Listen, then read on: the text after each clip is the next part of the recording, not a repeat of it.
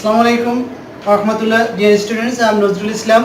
You all are welcome to my online class. Today I will discuss about an important topic, and that is verb and its classification or its kind. I think verb is one of the most important topics in English grammar.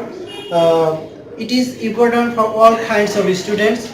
So dear students, I please observe my class with full attention. I hope you will be benefited from this class. So let's go discuss about verb and its kinds. তো verb সম্পর্কে আলোচনা করতে হলে প্রথমে আমাকে বলতে হবে verb অর্থ কি বা ভার্ব কাকে বলে। ভার্ব শব্দের অর্থ হলো ক্রিয়া। ক্রিয়া মানে কি? ক্রিয়া মানে হলো কাজ করা, অর্থাৎ যে ওয়ার্ড দ্বারা কোনো কাজ করা বোঝায় তাকেই ভার্ব বলে। আর ভার্ব হলো ইংরেজি ল্যাঙ্গুয়েজে খুবই গুরুত্বপূর্ণ একটা বিষয়, কারণ ভার্ব ছাড়া ইংরেজি ল্যাঙ্গুয়েজে কোনো সেন্টেন্সই গঠিত হতে পারে না। So verb is called the heart of a sentence. যেমন কোনো প্রাণ ছাড়া যেমন কোনো প্রাণের অস্তিত্ব থাকে না, তেমনি ভার্ব ছাড়া ইংরেজি সেন্টেন্সের কোনো অস্তিত্ব নেই। তাই ভার্ব আমাদের সবারই ভার্ব সম্পর্কে ধারণা থাকা দরকার। তো ভার্বের বিভিন্ন প্রকারভেদ আছে, এখন আমরা সেই ভার্বের প্রকারভেদ নিয়ে আলোচনা করব। ভার্বকে প্রধানত দুই ভাগে ভাগ করা যায়, একটা হলো ফাইনিট ভার্ব আর একটা হলো non finite verb. Finite verb শব্দটার অর্থ হলো সমাপিকা ক্রিয়া, নন ফাইনিট ভার্ব শব্দের অর্থ হলো অসমাপিকা ক্রিয়া। তো সমাপিকা ক্রিয়া অর্থাৎ সমাপিকা ক্রিয়া মানে কি? অর্থাৎ যে ভার্বটা বাক্যের অর্থ পরিপূর্ণভাবে সম্পাদন করে, অর্থাৎ যে ভার্ব দ্বারা বাক্যের অর্থ পরিপূর্ণভাবে প্রকাশ পায় সেই ভার্বটা হলো সমাপিকা ক্রিয়া। আমি যদি বলি হি cleans the board, এক্ষেত্রে এই ক্লিনস ভার্ব, এই ভার্বটা দ্বারা সেন্টেন্সের পুরো অর্থই প্রকাশ পেয়েছে, অর্থাৎ সে বোর্ড পরিষ্কার করে। তাহলে এক্ষেত্রে এই ক্লিনস হলো ফাইনিট ভার্ব। এই ক্লিনসটাকে বলা হবে এটা হলো ফাইনিট ভার্ব। তাহলে আমি আরো উদাহরণ দিতে পারি এরকম, যেমন লিখতে পারি আই টিচ ইংলিশ। এখানে এই টিচ দ্বারা পুরো বাক্যের অর্থ প্রকাশ পেয়েছে। এখানে এই টিচ হলো ফাইনিট ভার্ব বা সমাপিকা ক্রিয়া। তাহলে অসমাপিকা ক্রিয়া কাকে বলে? অসমাপিকা ক্রিয়া হলো যে ভার্ব বাক্যের অর্থ সম্পূর্ণরূপে প্রকাশ করতে পারে না, অর্থাৎ যে ভার্ব দ্বারা বাক্যের অর্থ সম্পূর্ণরূপে প্রকাশ পায় না তাকে বলা হয় নন ফাইনিট ভার্ব। আমরা উদাহরণ দিতে পারি, যেমন I saw the girl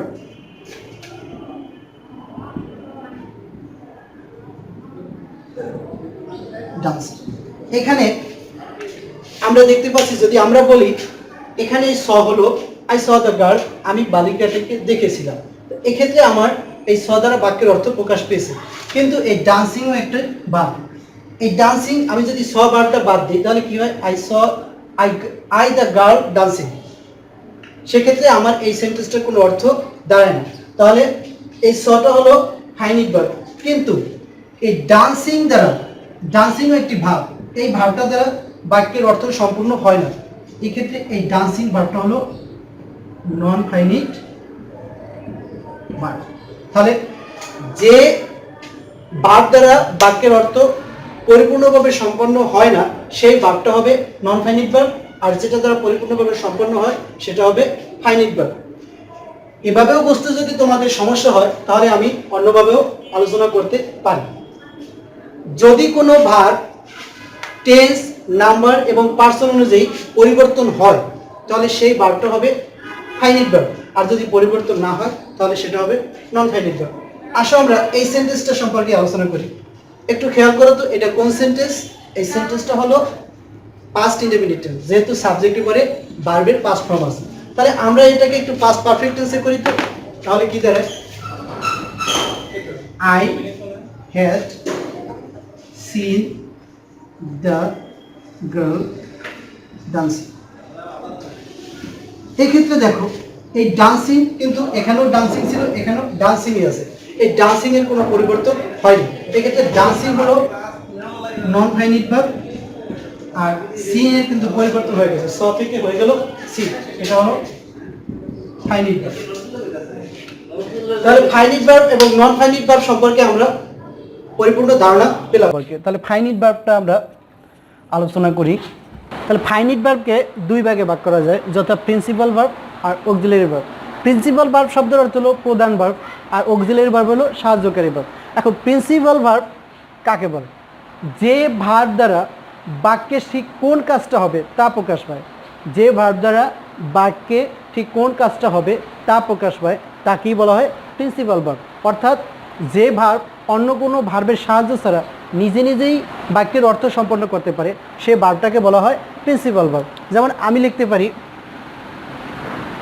we play cricket in the field. এখানে এই প্লে ভার্ব দ্বারা বাক্যের অর্থ সম্পূর্ণরূপে প্রকাশ পেয়েছে, এক্ষেত্রে প্লে হলো প্রিন্সিপাল ভার্ব। আমি যদি বলি we are playing cricket, we are playing cricket, তাহলে সেক্ষেত্রে দেখো উই আর প্লেয়িং ক্রিকেট, এখানে আর আমি যদি প্লেয়িং ভার্বটা বাদ দিয়ে লিখি উই আর ক্রিকেট, তাহলে এই সেন্টেন্সের কোনো অর্থ প্রকাশ পায় না। সেক্ষেত্রে এই আর হলো অক্সিলারি ভার্ব, অর্থাৎ আর ভার্বটা এই প্লে ভার্বকে সাহায্য করেছে, আর এই জন্য এই আর ভার্বটা যেহেতু প্লে ভার্বকে সাহায্য করেছে এই জন্য এটা হলো অক্সিলারি ভার্ব। আর এই প্লেইং এই ভার্বটা হলো প্রিন্সিপাল ভার্ব, কারণ এই প্লে ভার্বটাই আসলে বাক্যের অর্থ সম্পন্ন করেছে। তাহলে আমরা অক্সিলারি ভার্ব এবং প্রিন্সিপাল ভার্ব সম্পর্কে জানলাম। যে ভার্ব অন্য কোনো ভার্বের সাহায্য ছাড়াই বাক্যের অর্থ সম্পন্ন করতে পারে তাকে বলা হয় প্রিন্সিপাল ভার্ব, আর যে ভার্ব প্রিন্সিপাল ভার্বের সাহায্য নিয়ে বাক্যের অর্থ সম্পন্ন করে সেই ভার্বটাকে বলা হয় অক্সিলারি ভার্ব। তাহলে এখানে আর হলো অক্সিলারি ভার্ব। এবারে আমরা আলোচনা করব প্রিন্সিপাল ভার্বের প্রকারভেদ দিয়ে। এই প্রিন্সিপাল ভার্বকে আবার দুই ভাগে ভাগ করা যায়, যথা transitive verb and intransitive verb.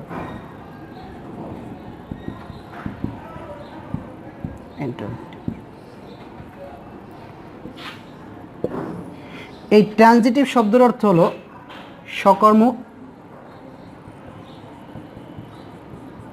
ক্রিয়া, আর ইনট্রানজিটিভ ভার্ব শব্দের অর্থ হলো অকর্মক ক্রিয়া।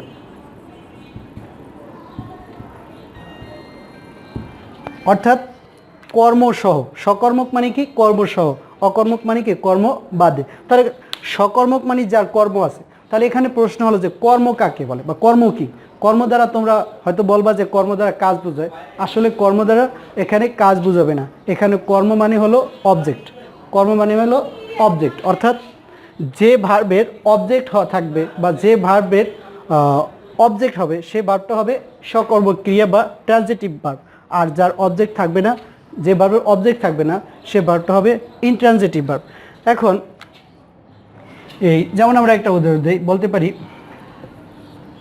I draw a picture. এখানে এই ড্র ভার্বটার একটা অবজেক্ট আছে, এই অবজেক্টের কারণে এই ভার্বটা হলো ট্রানজিটিভ ভার্ব, আর এখন বলতে পারো অবজেক্ট। এখন যদি বলি আই গো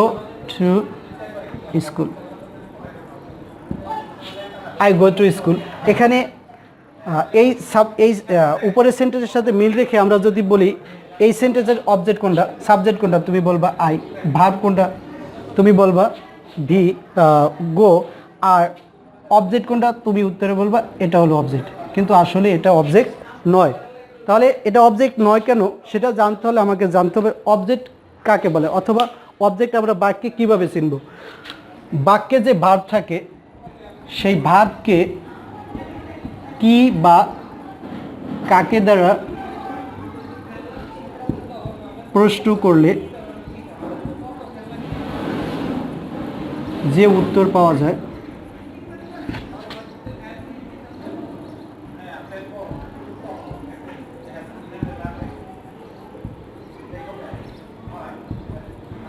তাকে অবজেক্ট বলে।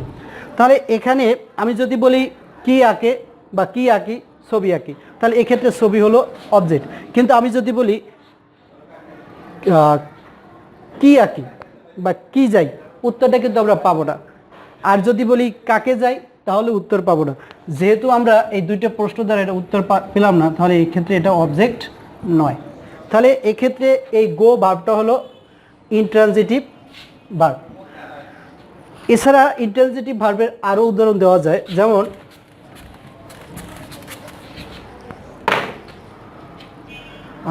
আমরা বলতে পারি যেমন হি র্যান।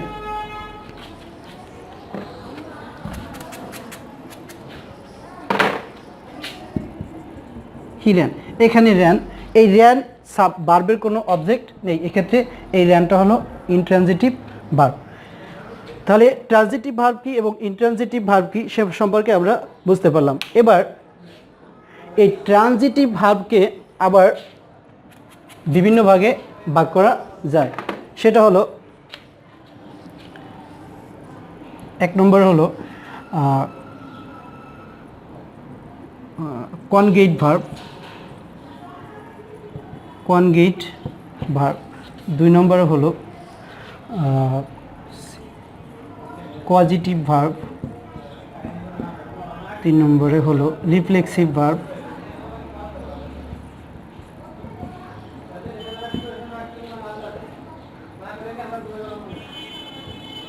গ্রুপ ভার্ব,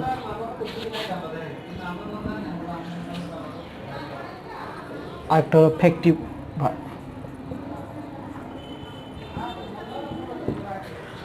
তাহলে আমরা এই ট্রানজিটিভ ভার্বকে আবার তিন ভাগে ভাগ করতে পারি, যথা কয়েক ভাগে ভাগ করতে পারি: cognate verb, causative verb, reflexive verb, group verb, factive verb.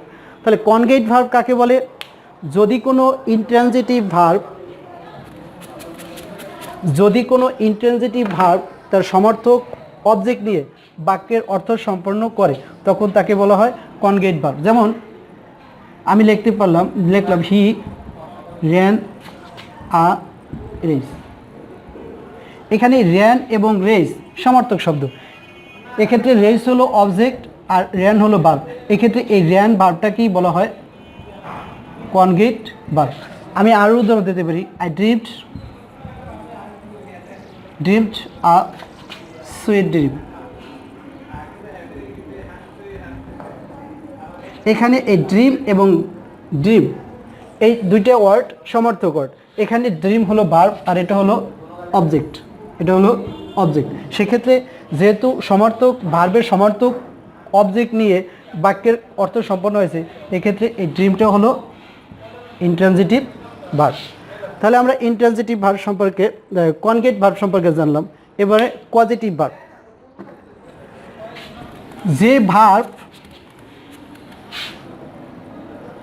যে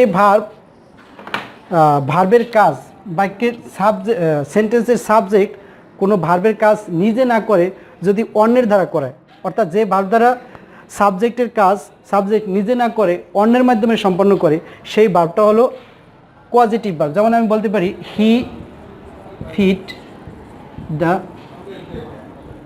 বেবি। এখানে এই ফিড শব্দের অর্থ কি? খাওয়ানো। এখানে হি দ্বারা বুঝেছে সে বাচ্চাটাকে খাওয়ায়, তাহলে এই সে বাচ্চাটাকে খাওয়ায়, এখানে কাজটা কিন্তু সে করে না, খাওয়ার কাজটা করে বাচ্চা বা বেবি। এক্ষেত্রে যেহেতু সাবজেক্ট এই ভার্বের কাজটা করে না, এক্ষেত্রে এই ফিড হলো আমার কজিটিভ ভার্ব। আবার বলতে পারি জেসমিন বয়েলস ওয়াটার। জেসমিন পানি ফুটায়। তাহলে এখানে দেখো বয়েলস অর্থ ফুটানো, এই ফুটানোর কাজ কিন্তু জেসমিন করে না, এটা করে কোনো তাপমাত্রা। তাহলে এই জেসমিন অন্যকে দিয়ে কাজটা করায়, সেক্ষেত্রে এই বয়েলস হলো আমাদের পজিটিভ ভার্ব। তাহলে আমরা বুঝতে পারলাম যে পজিটিভ ভার্ব হলো যে ভার্বের সাবজেক্ট নিজে কাজটি না করে অন্যকে দিয়ে কাজটা করাবে, সেই ভার্বটা হবে পজিটিভ ভার্ব। এবার আমরা আলোচনা করব রিফ্লেক্সিভ ভার্ব নিয়ে। রিফ্লেক্সিভ ভার্ব হলো যে ভার্বের সাবজেক্ট এবং অবজেক্ট একই ব্যক্তি হবে। যে ভার্বের সাবজেক্ট এবং অবজেক্ট একই ব্যক্তি বা বস্তু হবে সেটা হবে রিফ্লেক্সিভ ভার্ব। যেমন আমি লিখতে পারি হি কিলড হিমসেলফ। এখানে দেখো হি এবং হিমসেলফ একই ব্যক্তি, হি হলো সাবজেক্ট, হিমসেলফ হলো অবজেক্ট। এক্ষেত্রে সাবজেক্ট এবং অবজেক্ট যেহেতু একই ব্যক্তি এবং এই এই সাবজেক্ট এবং অবজেক্ট, যে ভার্বের সাবজেক্ট এবং অবজেক্ট সেই ভার্বটাকে বলা হয় রিফ্লেক্সিভ ভার্ব। এখানে এই কিল্ড হবে রিফ্লেক্সিভ ভার্ব। তাহলে রিফ্লেক্সিভ ভার্ব সম্পর্কে আমরা বুঝলাম। আর দেখো এই এই এটাকে বলা হয় রিফ্লেক্সিভ প্রোনাউন, এই অবজেক্টটাকে বলা হয় রিফ্লেক্সিভ প্রোনাউন।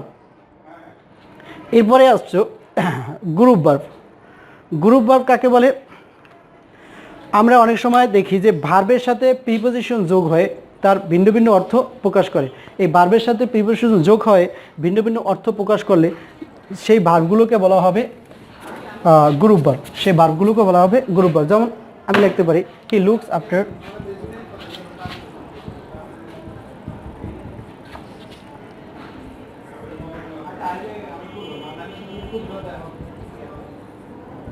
Her father. এখানে এই লুক লুক শব্দের অর্থ সাধারণ অর্থ হলো তাকানো, কিন্তু এখানে লুকস আফটার শব্দের অর্থ হলো দেখাশোনা করা। তাহলে এই আফটার শব্দটা যোগ হওয়ার কারণে এটা হলো প্রিপোজিশন, এই প্রিপোজিশন যোগ হওয়ার কারণে এই ভার্বের অর্থটা চেঞ্জ হয়ে গেছে। সেক্ষেত্রে এটা হবে এই গ্রুপ ভার্ব, এটাকে প্রিপোজিশনাল ভার্বও বলে। এটা হবে গ্রুপ ভার্ব, একে প্রিপোজিশনাল ভার্বও বলে। আমরা আরও উদাহরণ দিই, যেমন he look for looked for the boy। এখানে লুকড ফর শব্দের অর্থ হলো, লুক ফর শব্দের অর্থ হলো খোঁজ করা। তাহলে আমরা লুকের সাথে ফর যোগ করে পেলাম খোঁজ করা, এখানে লুকের সাথে আফটার যোগ করে পেলাম দেখাশোনা করা।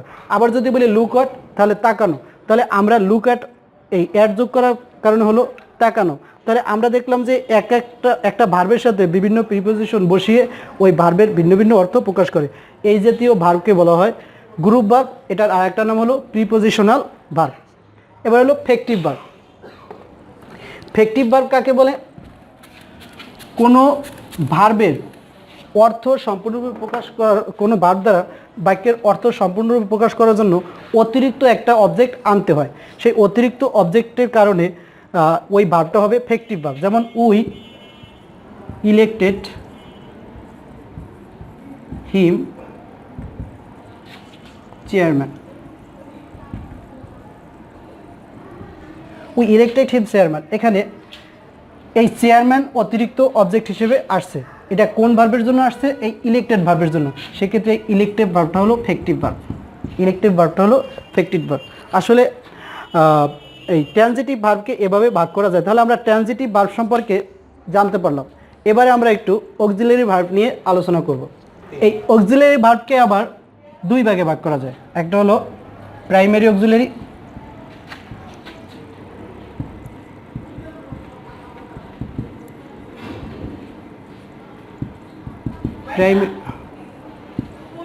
প্রাইমারি অক্সিলারি ভার্ব, আরেকটা হলো modal auxiliary verb.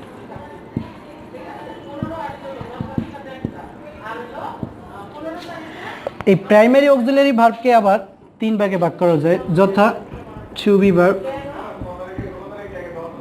To do verb, to have verb. তাহলে আমরা আলোচনা করি। টু বি ভার্ব হলো যে ভার্ব দ্বারা হওয়া বোঝায়, যেমন am, is, are, was, were. Am, is, are, was, were, been, be, being. এই ভার্বগুলোকে বলা হয় টু বি ভার্ব। আর টু ডু ভার্ব হলো ডু, ডিড, ডাজ। আর টু হ্যাভ ভার্ব হলো হ্যাভ, হ্যাজ। এগুলোকে বলা to do verb, to have verb. এইভাবে প্রাইমারি অক্সিলারি ভার্বকে শ্রেণীবিভাগ করা যায়। এই টু হ্যাভ ভার্বগুলো সাধারণত প্রেজেন্ট পারফেক্ট টেন্সের সাবজেক্টের পরে বসে, আর অ্যাম ইজ আর ভার্ব সাধারণত প্রেজেন্ট কন্টিনিউয়াস টেন্স এবং বিভিন্ন ক্ষেত্রে বসে। তাহলে আমরা অক্সিলারি ভার্ব এবং প্রাইমারি অক্সিলারি ভার্ব সম্পর্কে আলোচনা করলাম। এখন প্রাইমারি অক্সিলারি ভার্ব, আমরা জানি অক্সিলারি ভার্ব থাকলে বা সেন্টেন্সে মেইন ভার্ব ছাড়া সেন্টেন্স গঠিত হতে পারে না। কিন্তু কোনো সেন্টেন্সে যদি প্রিন্সিপাল ভার্ব না থাকে, যেমন লিখলাম হি ইজ আ বয়, এখানে ইজ আছে, ইজ কিন্তু এখানে অন্য কোনো প্রিন্সিপাল ভার্ব নেই, শুধু ইজ আছে, সেক্ষেত্রে ইজ এখানে প্রিন্সিপাল ভার্ব হিসেবে ব্যবহৃত হবে। অর্থাৎ কোনো সেন্টেন্সে যদি অক্সিলারি ভার্ব প্রিন্সিপাল ভার্ব না থাকে, তাহলে ওই প্রিন্সিপাল ভার্বের পরিবর্তে যে অক্সিলারি ভার্বটা থাকবে সেই অক্সিলারি ভার্বটাই প্রিন্সিপাল ভার্ব হিসেবে কাজ করবে। এখন আমরা আলোচনা করব মডাল অক্সিলারি ভার্ব নিয়ে। মডাল অক্সিলারি ভার্ব কি? সেন্টেন্সে যখন অক্সিলারি ভার্ব থাকবে, কিছু কিছু অক্সিলারি ভার্ব আছে যাদের পরে ভার্বের বেস ফর্ম বসে। এখন ভার্বের যদি বেস ফর্ম হয়, যে অক্সিলারি ভার্বের পরে ভার্বের বেস ফর্ম বসবে, সেই অক্সিলারি ভার্বগুলোকে বলা হয় মডাল অক্সিলারি ভার্ব। এক্ষেত্রে একটু আলোচনা করার দরকার যে ভার্বের বেস ফর্ম এবং ভার্বের প্রেজেন্ট ফর্ম এক কথা কিনা। আসলে ভার্বের বেস ফর্ম এবং ভার্বের প্রেজেন্ট ফর্ম এক কথা নয়। আমি যদি বলি উই ডু দ্য সাম, এক্ষেত্রে ডু এটা প্রেজেন্ট ইনডেফিনিট টেন্স। আমরা জানি প্রেজেন্ট ইনডেফিনিট টেন্সে সাবজেক্ট আবার ভার্বের প্রেজেন্ট ফর্ম বসে। আবার যদি বলি হি, সেক্ষেত্রে হবে ডাজ দ্য সাম। এক্ষেত্রে ডাজ এটাও ভার্বের প্রেজেন্ট ফর্ম, কিন্তু এইটা ভার্বের বেস ফর্ম নয়, এইটা ভার্বের বেস ফর্ম, কারণ এটা ভার্বের মূল ফর্মটাই। এইখানে ডুয়ের সাথে এখানে এস বা ইয়েস যোগ হয়েছে। এই মূল ভার্বের সাথে যদি এস বা ইয়েস থাকে, মূল ভার্বের পাস্ট ফর্ম থাকলে, পাস্ট পার্টিসিপেল ফর্ম বা আইএনজি থাকুক, সেক্ষেত্রে ভার্বের প্রেজেন্ট ফর্ম হলেও সেটা ভার্বের বেস ফর্ম নয়। ভার্বের বেস ফর্ম হলে শুধু ভার্বটাই হবে, অর্থাৎ যে ভার্ব থেকে অন্যান্য ভার্বের সৃষ্টি হবে, ভার্বের অন্যান্য রূপের পরিণত হবে, সেই মূল ভার্বটাই হবে ভার্বের বেস ফর্ম। তাহলে আমাদের মডাল অক্সিলারি ভার্বের পরে সাধারণত ভার্বের বেস ফর্মই বসবে। যেমন আমি যদি বলি he can do the work, এখানে এই যে ক্যান, এই ক্যানটা হলো মডাল অক্সিলারি ভার্ব। এরকম অনেক মডাল অক্সিলারি ভার্ব আছে, যেমন can, could, may, might, must, ought to, তারপরে এরকম আরও 2-4টা auxiliary verb, modal auxiliary verb আছে। তাহলে আমরা অক্সিলারি ভার্বের প্রকারভেদ সম্পর্কে জানতে পারলাম এবং অক্সিলারি ভার্বের যে বিভিন্ন প্রকারভেদ আছে সেটাও আমরা জানলাম। শিক্ষার্থীরা, আজকে আমি তোমাদের ভার্বের প্রকারভেদ, ভার্বের সংজ্ঞা এবং ফাইনিট ভার্বের প্রকারভেদ নিয়ে আলোচনা করেছি। পরবর্তী ক্লাসে আমি তোমাদের নন ফাইনিট ভার্ব সম্পর্কে বিস্তারিত আলোচনা করব। ততক্ষণ পর্যন্ত সবাই ভালো থাকো, সুস্থ থাকো। খোদা হাফেজ।